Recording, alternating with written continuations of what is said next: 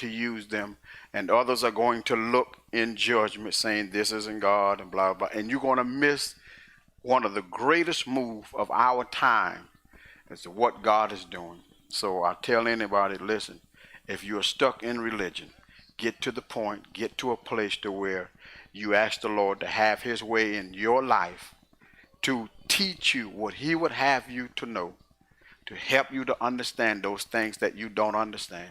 God, bring me out of tradition, bring me out of the things that I've been so accustomed to. And so therefore we thank you now, Father, in Jesus' mighty name, amen. One of the things that a lot of the saints are doing, and we are praying that God would bring about change, and he's doing that. But we're also praying that things would return back to normal. What is normal? You know, if you are praying, God, we won't change, things got to change, and then you're praying, okay, God, bring, cause everything to be back to normal. Well, wait a minute, what do you call normal? You won't change, but you want normal. Change comes. When change takes place, there's a transition that takes place. And what God is doing, this thing is not going to just affect you, it's going to affect the whole world, what he's doing. And so we are praying, God, we won't change. This was the prayer before this happened. We want prayer, we want change, we want change, we want change. Now when the change is happening, we're saying, God, take us back to normal. I would rather be normal. And in a way, we are almost like the Israelites when they were under Pharaoh. Listen, man, take us back. The onions were good, Take us back to eating those things and whatever else eating, when Pharaoh was ruling over them. So, but we won't change. And they prayed, change, change, change. And God heard their prayer. Change comes. They get in the wilderness. They're blessed. They got things that they never had before, things that they had worked for, things that they had made with their own hands, things that they had dug. I'm telling you, they walked out prosperous. And when they got into the wilderness, they began to complain. Okay, God, we wanted change, but not this type of change. We just want Pharaoh to be good to us. That's all we want. So in other words, what we're asking the Lord for is, we won't change, but we just want the devil to be good to us. That's it. That's all we want. You are talking about a being, an entity, a thing, I call it, that has no type of feelings toward you, nor I, nor towards your Father and all the host in heaven. He has no type of feelings towards them. He's judge. He don't have love in him. He don't have no compassion in him. And so we're asking God, just make him be nice to us. That's it. That's all I want.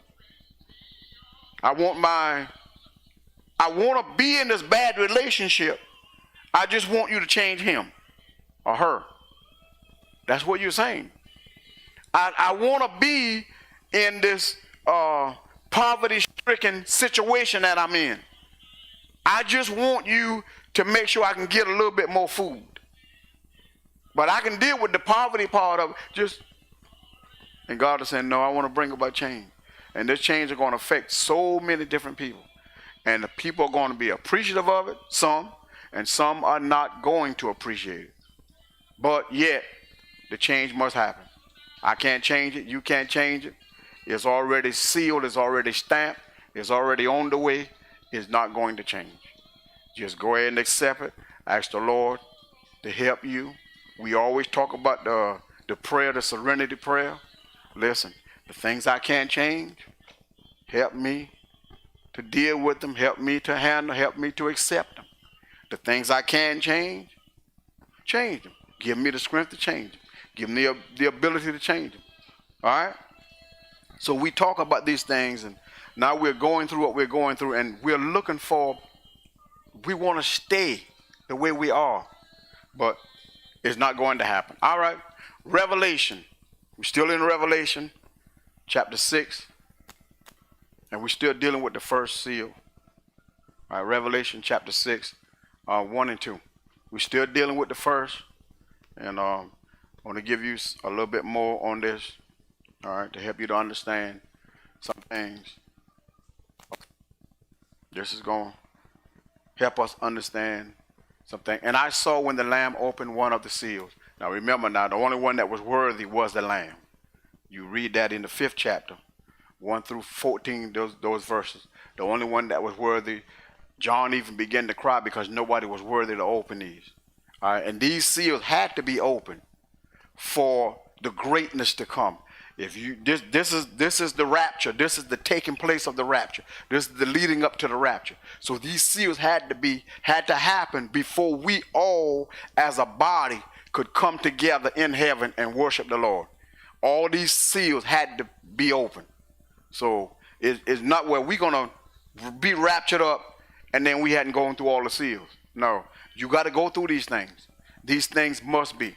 All right. And I saw when the Lamb opened one of the seals, and I heard as it were the noise of thunder. One of the 4 beasts saying, "Come and see." And I saw, and behold, a white horse, and he that sat on him had a bow, and a crown was given unto him, and he went forth conquering and to conquer. Now, I want you to understand this. This is not Jesus Christ. All right? Because it would, if you think about it, the Lamb, who is Jesus Christ, he was the one that was worthy to open the seal.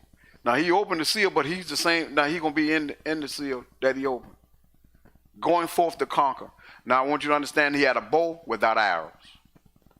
Now, when you think about this, this is deception. Because remember, Jesus comes on a white horse with the saints. So this is an imposter. This is false. This is, some say it's the Antichrist. Some say it's the false prophet. But anyway, this is someone coming to pretend to be. He have a bow, but no arrows. So in other words, he cannot accomplish everything that he was sent out to accomplish because he didn't have any arrows. He had a bow without arrows, and he went forth conquering and to conquer. But he could not carry out everything because he didn't have the power to carry out everything. All right? Now, I want you to understand this also. This being or this thing, we're going to get into some other things too. This being, this thing, is this seal being open here. This rider is deception. It is a spirit of deception. Could be the Antichrist, false prophet, but it's the spirit of deception. And it enters the world through deception. I want you to understand this. Matthew 24 helps us to understand more of this, verse 4 and verse 5. All right? Matthew 24 help us to understand more of this so that we can understand, get a better understanding of some of what we are reading. Matthew 24, verse 4 and verse 5. And Jesus answered and said unto them, now they asked him, what would be the signs of the end of the time, the end of the world? Take heed that no man deceive you. Okay? For many shall come in my name, saying, I am the Christ, and shall deceive many. This is the first seal. This is the opening of the first seal. And so we have had many who came and said they were the Christ. Okay? When you start talking about these compounds, these there's a lot of them in Texas, where they are secluded and their way is, and they pretend to be Christ. David Koresh was one of them. Back here some years ago, he pretended to be Christ, and he had all these followers following him. And when police and stuff decided to come in and invade the place. He ended up burning the place up, destroying all these people's lives. There are other of these occultic situations that's going on where these people are pretending to be Christ. Now I want you to understand this. The signs and wonders and miracles coming from this individual is not yet happening, but that is to come. Okay, you have Jim Jones. You know, David Koresh, you think about him with the Waco situation in Texas. You had Jim Jones, who deceived many people, took them to, I think it was Guyana, Africa, and they're going to whatever, a new world, a new whatever. And then when the police, here he's got these officers, people coming to invade, to bust this thing up, to take these people back to their loved one, bring them to safety. He give all of them poison, and they all drank and they all died. All right? There was some that survived, but a lot of them drank and they died. He was one of them. And when this type of spirit enters you, it causes this. Even people who teaches and preaching different things, like it is so easily, if you're not led by the Spirit, to end up going into a seem right way. It's the grace of God that this spirit hadn't entered some of us. You know, by the way we do things or say things, but God never intended for it to be one of us. But it's the grace of God that this spirit hadn't. Now, it isn't that it's not released. This spirit has already been released into the earth realm, because I named some people here. Even one that was saying that the rapture is going to take place and blah, blah, blah. And he had it down to a date that when it was going to happen and all these things. And people were giving away their goods and, and then when the date came and gone, the rapture didn't take place. The people, so he told them plainly, and Jesus, and there are many, even before our time, there are many. There are many here now. And Jesus said, and answered and said unto them, take heed that no man deceive you, for many shall come in my name, saying, I am Christ, and shall deceive many. I was telling you about the man, from a certain nation that is called, and he said, the man said, I am Christ.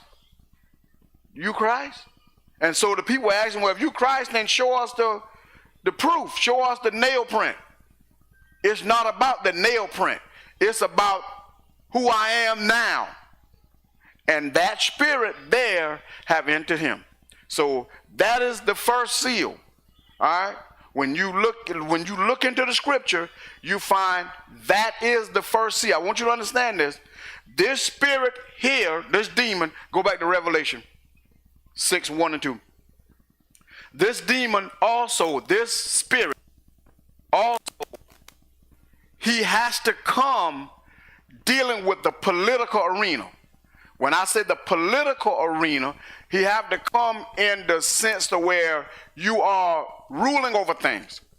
You are, because if you conquering things, you ruling over things.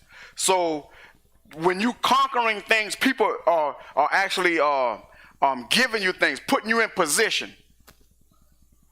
When you think about this, the ranks that the Antichrist would go through to get to where he would be. So we have to be a person that, when I say political, a king, someone in royal position, someone in a president, someone that in position to where they could rule nations, to be able to influence the nation, someone such as that.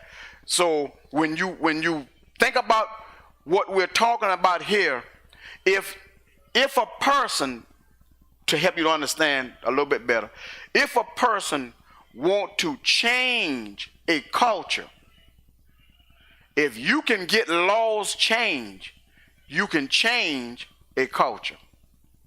And so the Antichrist, even the devil, knows that in order to change the culture, you have to change the law. And if you can change the law, you can control the culture. Laws are put in place to keep the culture going in the direction the way it's designed to go in. If God didn't give the laws back in the Old Testament, people would do anything. All right? Before he brought in the laws, it was not against the law to marry someone in your family because of the law. It was not against the law until God gave Moses the law. When he gave Moses the law, things changed. See, the whole culture began to change. This is why it was not a problem for the children that were long before Abraham. These people, they would take a person from their family, and they would marry these type of people. You got Abraham, you have the son of Abraham, you have Moses. All they were married from among their family. It was not against the law.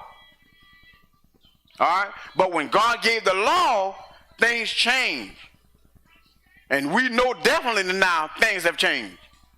And so if God didn't send these things, things would stay the way it was. Listen, when Cain killed Abel, and Cain was kicked out of the camp.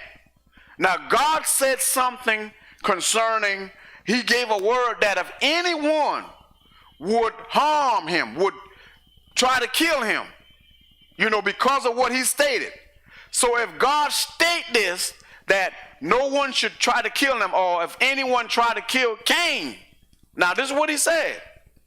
He placed a law in place that no one is to kill him, because there were going to be someone who would try to, and if they did, punishment would come upon them. So he had to place things in place. So now I want you to understand this. Are they lawbreakers? Yes, they're lawbreakers. If you want to change a culture, start breaking the law. That's another way to change it. You start breaking the law, culture change. All right? You got like a certain movement in the earth. One of the movement is, I told you last week, the LGBT community. If you change a law, see, let me share something with you. And I was talking a little bit about it yesterday. If you want to change a culture, you don't come to the church to change the culture. Because the church don't deal with laws, not like that. We are designed to keep laws, blah, blah, blah. But when you start talking about laws as a whole, the church don't deal with it. So the enemy is not going to come to the church to change laws. The enemy has to come in a political arena to change laws. So in other words, if I come in a political arena and I go to the people who sets the law, and I influence them or befriend them, then I can get the laws changed in my favor. And what was against the law now becomes the law, so that we could do what we couldn't do, and now it's legal. And because of what's now legal, you have changed the whole culture. And I believe that this is what happened during the time of Sodom and Gomorrah. That the laws were changed, because it was just, if the laws were not changed, then it meant that the lawbreakers were overpowering the government that was set up. Because it was just it was mass. It was just big. And it was to the point to where the men were going, basically, if someone come into the town, they were basically taking advantage of anyone new that came in to the town. The men were. Now, we ain't talking about what the women were doing, but the men were, because of the laws that had been changed. Now, God had established the laws. This is the way it's going to be, and this is the way it's supposed to be. But that type of thing is an abomination before the Lord. And now you'll find it today in the earth realm. And you find the law has been changed so that they, in certain areas now, in the U.S., so that they could marry. Before that, it wasn't, listen, it was against the law.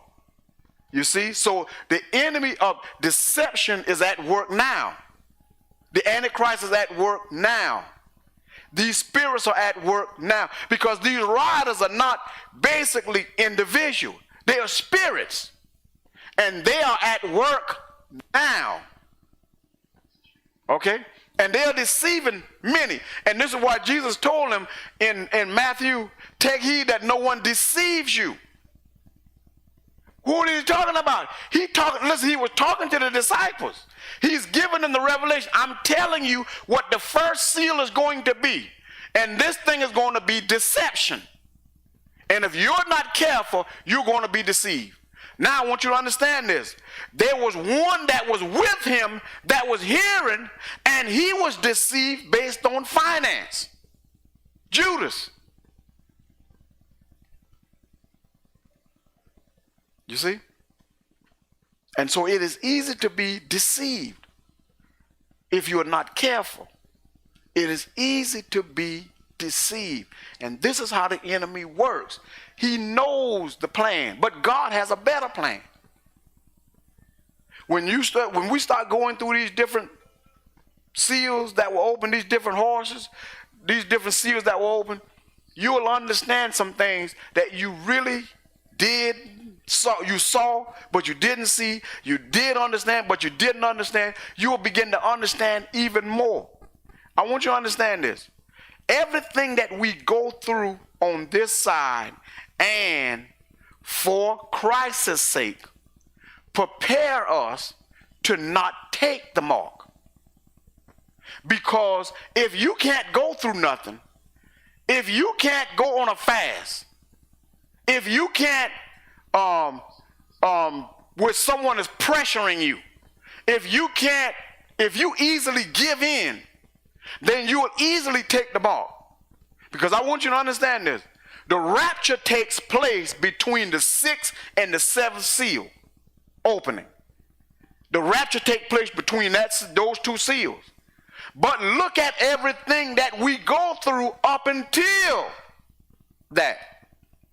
See, the rapture really takes place when the mark of the beast is being forced upon the believers. Because most of us as the believers, a whole lot of us, I hope all of us as the believers know that we are not to take the mark. The only way we don't experience this is that we die before this comes. But to let you know that the seals has already been opening, and they are opening, we just hadn't got to certain ones yet. So I want you to understand that we're in this. We are approaching things, and you can see it working together. You can see things coming together. The internet will play a big part in this. Satellite will play a big part in this. Chips will play a big part in this. When I say chips, I'm not talking about food. I'm talking about computer chips will play a big part in this. See, one of the things that the enemy has to do is he has to have things set up so when he come on the stage, he knows all things. He knows where all people are. So he has to be able to track you and trace you. And so this is why you have technology. We look at it as, man, it's a great thing that look at the technology. Look at, yeah, all this stuff is playing into the hands of the enemy. We have something greater than technology called discernment. Greater than technology. Before technology was, God had all things in place. All right? Before technology was. But now, so the enemy, everything is playing, and a lot of things that we get involved because, you know, if the mark was revealed today and we had to take the mark, I promise you, if it had anything to do with our cell phone, 85% of the people in the U.S. would have already taken them off. Because we are so dependent upon this cell phone. If this was the mark, we'd have took it. Our children would have it. If the computer was the mark, we'd have taken it. But it has something to do with the chips that are in it. Because if you look at it now, listen.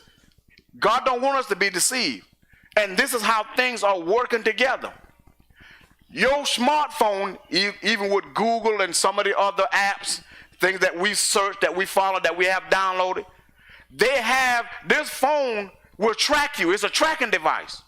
If I go into another area, this phone will let me know that I'm in that area. When I pull up certain things, it will give me certain things from the area that I'm in. So in other words, the phone is tracking me. It is a tracking device. This is one of the greatest tracking devices if you want to track your children. If they got a cell phone, this is a tracking device. Okay? I know that's probably something most of us didn't want to hear. It can't be. It is. Listen, this thing will keep tabs. It will remember things. And what it does is it teaches you and I not to use our brains as much. It teaches us to become more dependent upon this to do what God gave us the ability to do. Without this right here in our lives, you'll find out that the children are not as smart as you think they are. You will find out then who has common sense without these type of stuff. Because what the enemy wants you to do is to put all your information in here. That way I know everything about you. I know who you dated. I know where you go. I know your plans. I know everything about you. I know what you eat. I know what you like. I know what you don't like. I know who your friends are. I know everything about you. And we put it in here and we think it's a beautiful thing. Be not deceived. All right? Be careful that no man deceive you. All right? They told us a while back, so okay, here's how it goes. From this point on now, everything that you put in the phone is not going to be erased. It's going to be kept in a data storage somewhere. But from here now, everything back then is wiped away. We forget about that. Don't worry about that part no more. You remember a couple of years ago they were saying that whatever you type, whatever you put on there now, whatever you text, they keep it. But before that, you know, that stuff ain't going nowhere. That stuff right there. And people will tell you, well, they know everything about you anyway, so what difference does it make? When you go to the doctor's office, blah, blah, blah, you got to put, yeah, I'm putting in that information. But I ain't telling you who I dated. I ain't telling you who I was involved with. I ain't telling you all this stuff. I'm not telling you every minute where I am. I'm giving you medical things that you can use to help me. And all that teaches us. If you don't teach your children, it's going to be the grace of God that they don't take the mark. Because if someone comes up with a better system than the cell phone, we are people who are so dependent. All right, let me say this right here. This is gonna, and I know people listening, this is gonna really open up some things to you. And there's a certain country that makes the cell phone. All right, you got it? All right. That makes the cell phone. They're known for the cell phone. Okay? Let's put it like that. They're known for this.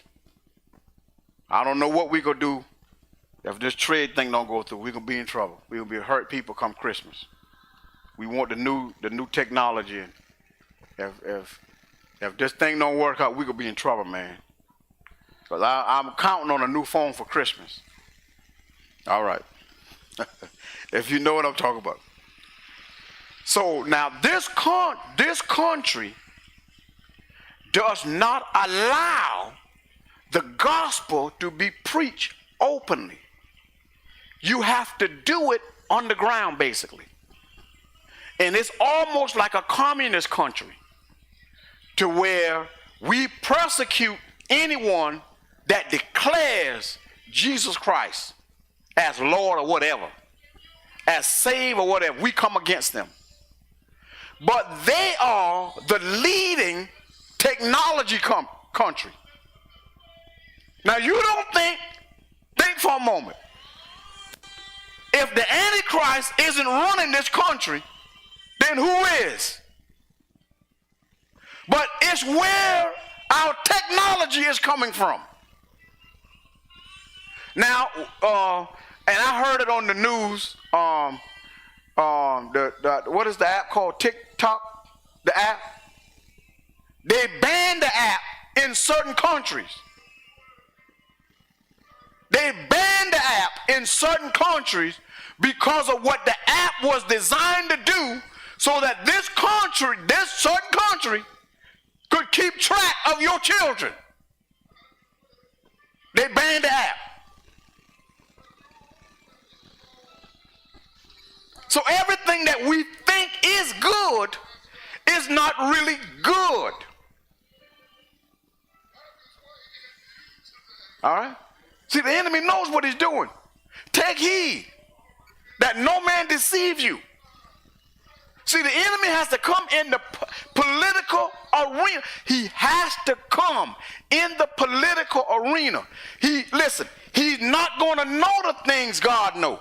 He don't have that type of mind to know what God knows. This is why he have demons that studies you. Now, with this, it's almost like a demon itself studying you. Because when I form, let me tell you something. This thing is so addictive that if you leave home without it, you will feel like you left a part of you. And I know many of you have experienced that. Oh, I left my phone. You feel like you left a part of you. I'm just sharing some things.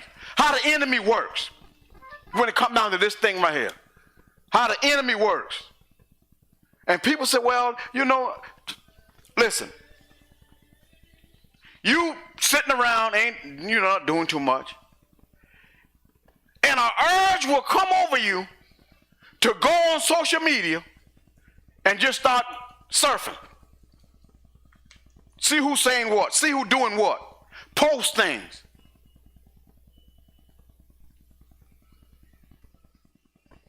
This is non-Christian and Christian. It's addictive. See, the enemy knows. If I can get you hooked, I got you. I got you. This is not sin. But it can become like a substance that controls you. Though it is not a substance. I say like a substance that controls you. Families have bust up over this. I'm telling you. You look at families at dinner, in movies that we see. Everybody sitting at the dinner table, and everybody's, well, wait a minute. Everybody is in their own little world instead of having family time and talking among each other. This has become the replacement for my mama, my dad, my sister, my brother. If the world can know what I'm doing, I want everybody to see me. Now listen, I'm telling you this from a from a point of view of a person who uses it but not like others use it. If I was telling you from a teenager's point of view, it would be more intense. And they would literally tell you how addictive it is. Even your child, from a babe, put them on it and see. They become glued to it. And they start out watching little, see, the enemy knows. They start out watching little things, such as little cartoon things, and he's building them. Now, I'm not telling you it's all bad, but you have to be the parent to tell them, all right, listen, enough is enough. We got to do something else. Enough is enough. Let's do something else. Most of the children today don't even go outside. This is their outside activity. So if you don't do much outside, if these things fail, what are you going to do? What are you going to do? You will be surprised if these things fail. You will be surprised the rate of suicide will go up. The rate of suicide will go up. They will become so depressed because that spirit will enter them. Because my whole life is taken away from me.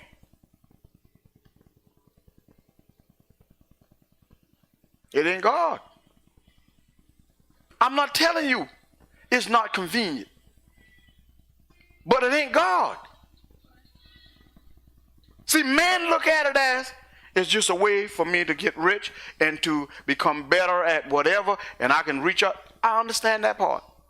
I understand that part. See, with you, it probably won't do that, with you and I. But what about someone who don't have the mind that we have? What about someone who don't know, no, this is the devil approaching me. You know, no, this is the devil approaching me, trying to get me to become depressed. Listen, when we did a fast here concerning the cell phone,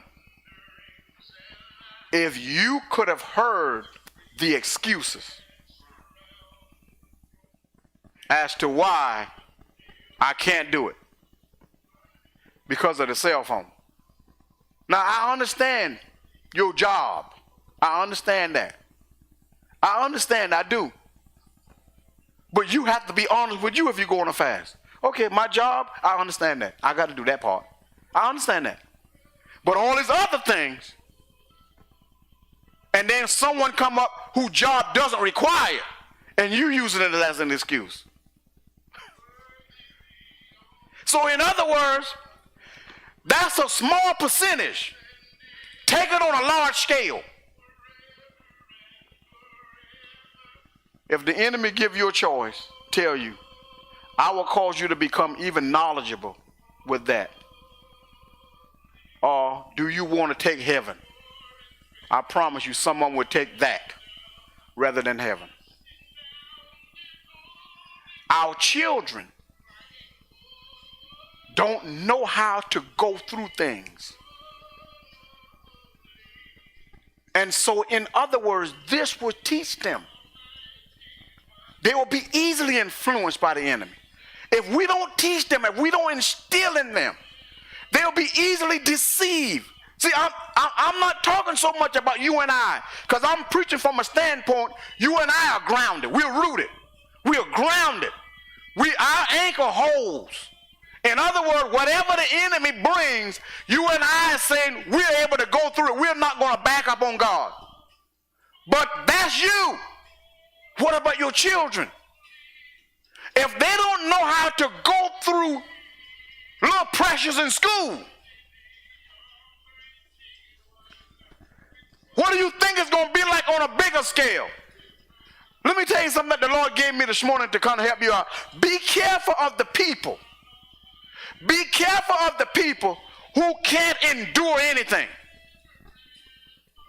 You find people who don't want to endure any type of thing, no type of hardship, no type of going. They don't want to endure nothing. They're always looking for a way out. Be careful of them, because they'll convince you to take the mark as well as them,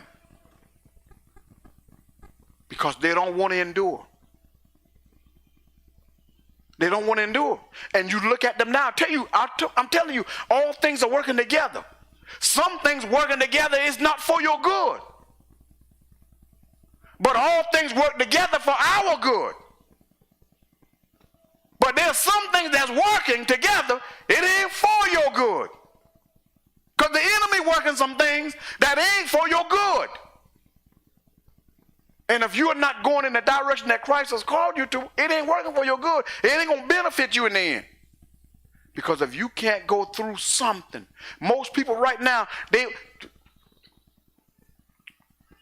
let me share something with you. The Lord will use people, your boss, to make you. And just because people and your boss doesn't do what you think they should do, you want to quit the job because you feel a little inconvenient. Now, nobody is actually causing you to feel uncomfortable, but no, you're a little inconvenient. You know, they're telling me that I got to come to work this time. Why everybody else coming to work that time? See? Now, the Lord is saying, trust me, it's working together for your good. Because of what's in you, I'm using this to birth out of you this ministry that you're going to walk into. And there are going to be times when you're going to have to get up early and do what I've called you to do. And if you're complaining now and you don't want to endure this, now if you don't give in to it, how is it working together for your good? If you don't obey the Lord, how is it working together for your good? It's not working together for your good. It's working against you. But it's designed to work together for your good. It is designed to.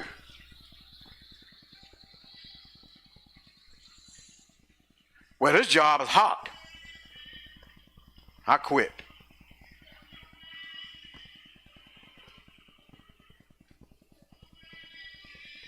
The reason why you quit the job, because you know you have a backup plan. The backup plan is to go back to the old you. The backup plan is to depend on the system. But when the system is not there, what are you going to go to then? Because I'm telling you, God is bringing down some things. God is bringing down some things. And he's separating the wheat from the tare. He's showing you who is. God is letting these people post things on the internet that they are doing to show you where their heart is.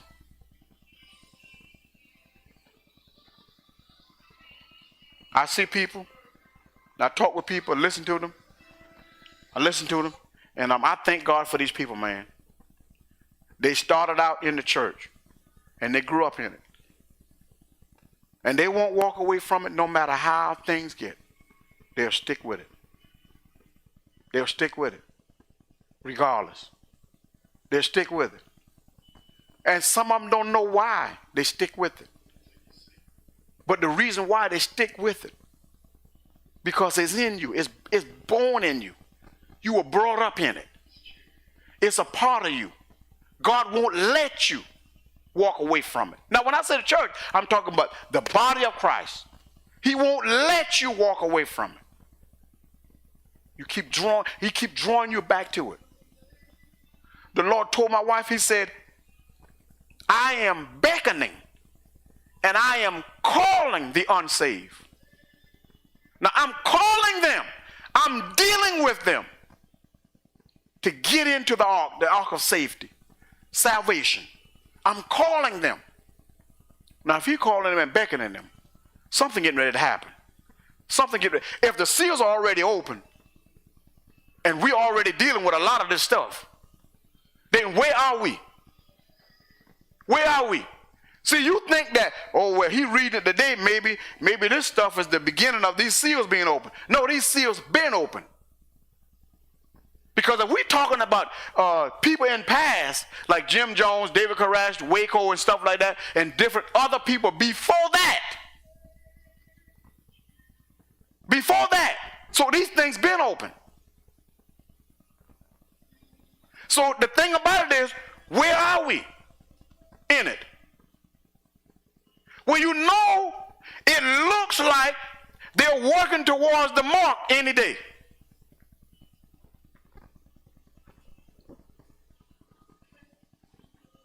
All right? We know about the rumors of wars and the wars, so where are we? Because one of the riders wages war. He causes war. And we know we're in that time.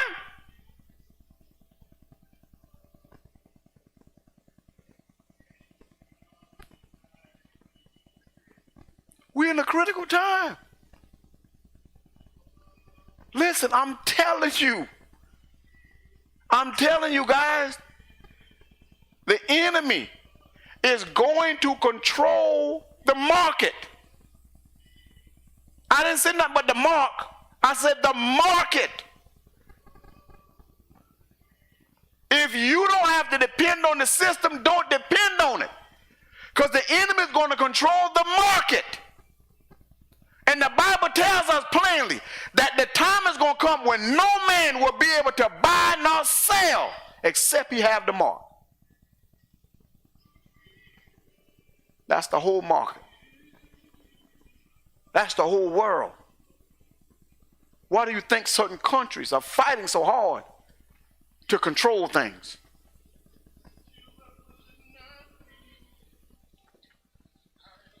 I'm telling you guys, this thing is closer than you and I think.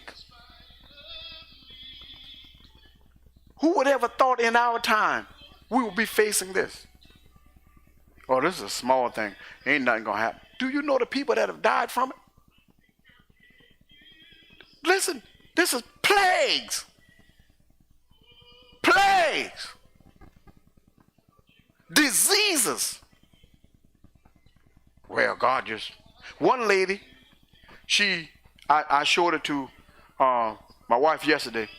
She, in decoding, she did the corona, the word corona. And she said, you count the letters as 6. Then you take the letters in it, and you find out what number are they in the alphabet. And then when you put them in order, when you count them, the word corona, when you count them up, it adds up to 66.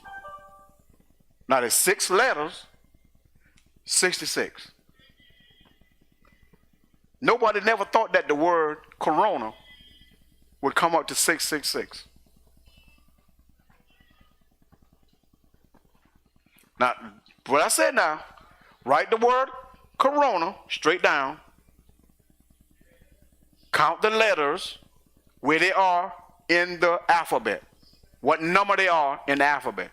We know that they're 26 US, 26 letters. And you find out, okay, where the C is number 3. And then you go on, and then you go on, and you go on.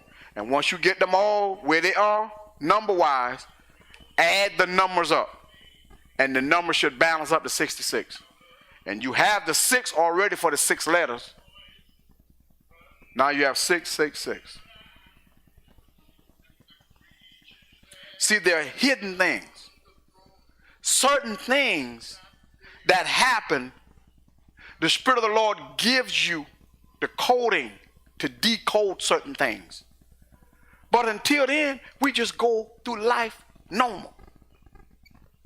We just go through life normal. Nothing gonna happen. This thing is good. Everything is going good. And we don't think nothing of it. And the enemy is placing things in our life on a daily basis. And if you don't have an ear to hear, an eye to see, you were missing. I had to tell her, she experienced it. Wednesday night, going into Thursday morning. I went to sleep. Listen, there ain't nothing new. I went to sleep. Now, my wife, she couldn't go to sleep. She was up all night praying and whatever else. The demonic activity was so bad that I heard them running on the roof, running around the house. I told my wife, I said, listen, I got it figured out.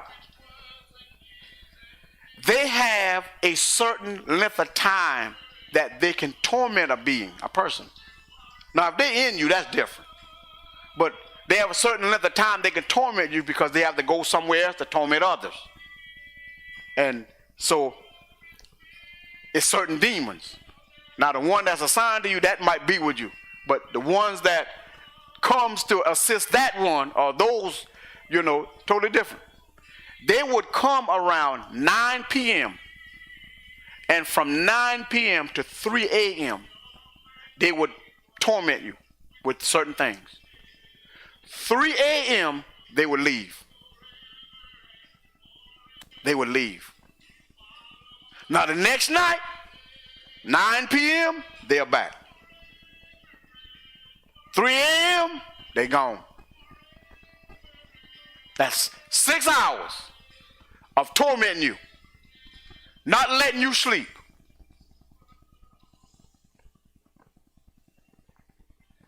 Now you go and balance this stuff out with Jesus praying certain times of the day in the 24 hours. You go and balance this stuff out as to when is the best time to pray. Go and balance it out. See, the enemy knows, but God will teach you his pattern. God will teach you how he operates. God will tell you what he's doing. He don't want, if he says, be not this, listen, take heed that no man deceive you. In other words, God said, I'm not going to deceive you, but I'm telling you to take heed that no man deceive you.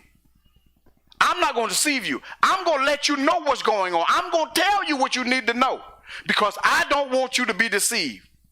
So this shouldn't be a mystery to us. It should be, I don't want you to be deceived. I want you to know. I want you to understand how the enemy works. I want you to understand what he's doing. I want you to know he's trying to kill you. The Bible said he's a thief. He is a killer. He destroys. That's his job. And his job is to take as many people with him as he possibly can. And I want you to understand this. You need to tell yourself, I won't be one, and my family will not be one.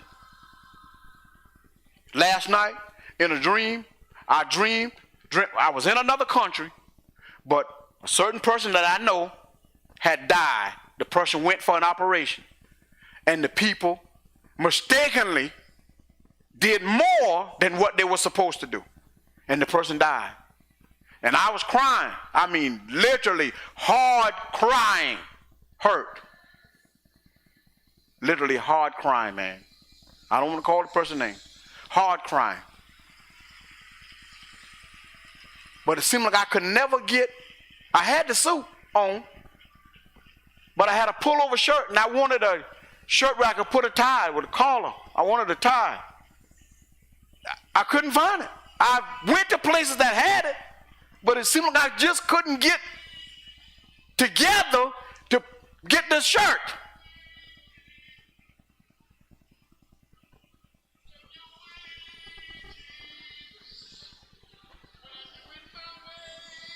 But I remember crying. I remember crying, hurting. Hurting. Saying, Lord, what could I do? What could be done different?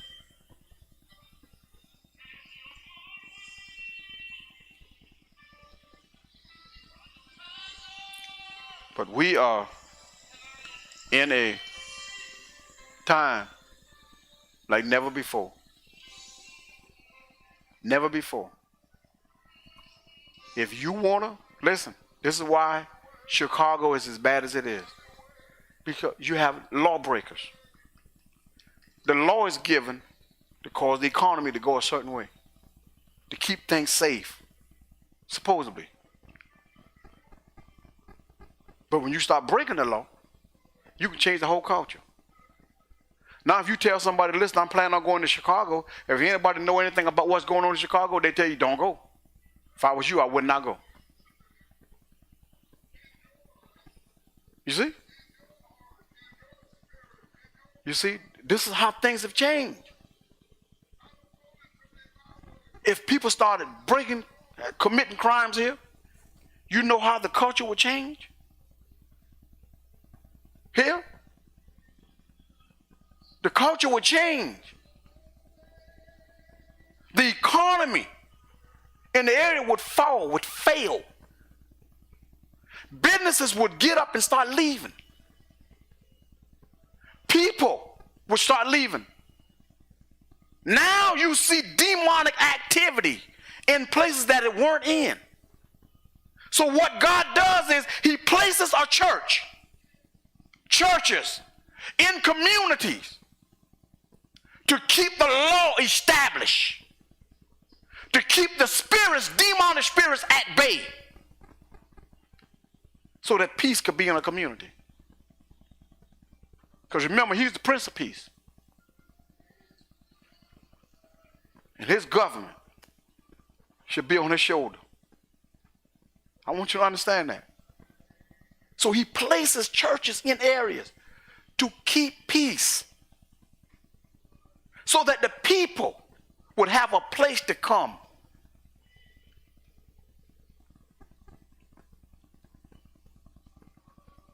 We got a lot to learn. And we're learning a lot. And we're growing. I'm not telling you the enemy isn't trying. I'm not telling you he don't have a plan. But God has a greater plan. And you have to give in to that plan. You have to listen, no matter what it costs you. Sometimes you have to tell the person you with, listen, you sound like a foolish person. For me to walk away from God, to follow after what? What? What could you replace him with? Somebody tell me. What could you replace God with? He's irreplaceable. What could you replace him with? All hell is not enough. Heaven is him. He is heaven. He is you. You are him. He made you. What could you replace him with?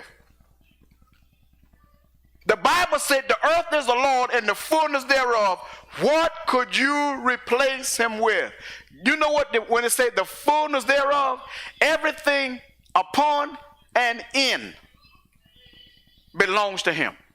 What could you replace him with? You and I were created from dust.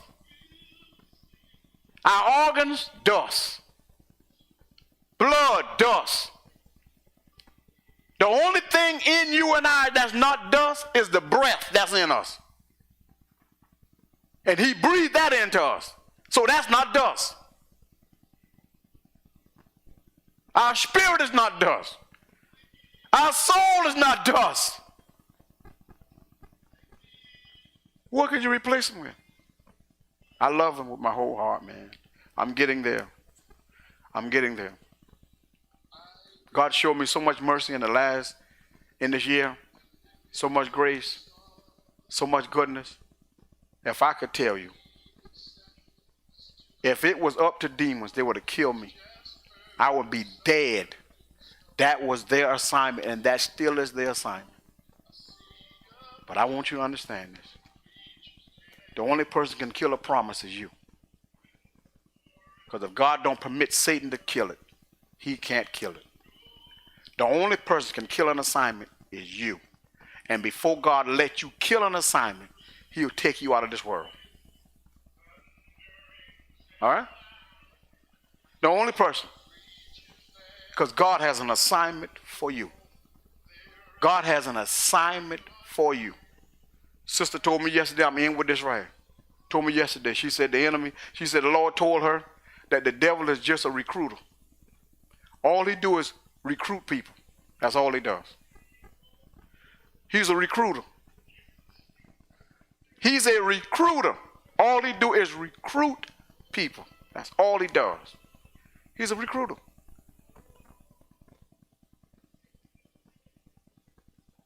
God is not a recruiter.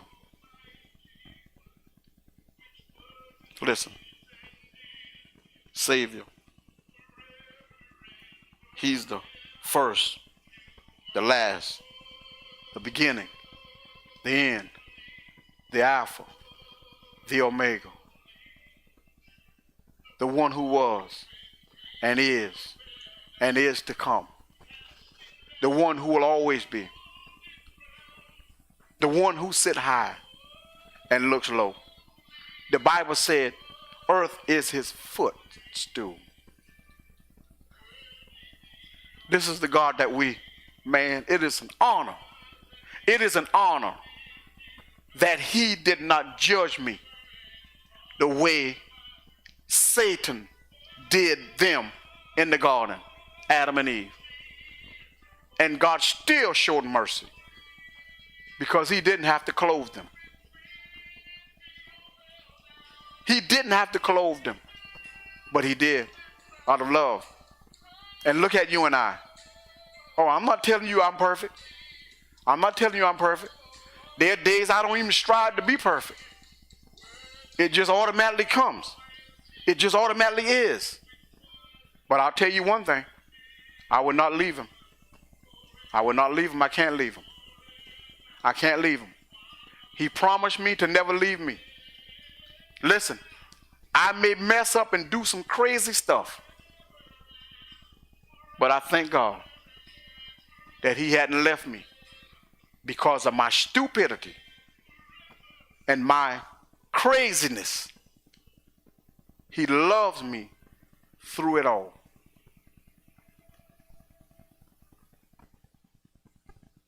He loves me through it all. And when man won't forgive you, God will forgive you. All you have to do is ask. How could that man there be called an apostle? Simple. I learned this. If you can humble yourself and ask him to forgive you, you can go a long ways in the kingdom of heaven.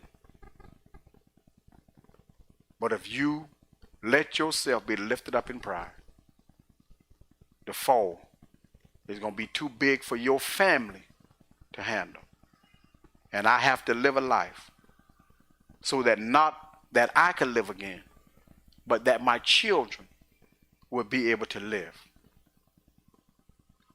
All right? Amen. I thank God for you. I bless the Lord for what he's doing. Thank God for this day, this season, this hour, this moment. He's doing great things, and great things he's going to do in you. Be encouraged, and at the same time, encourage someone else. Man.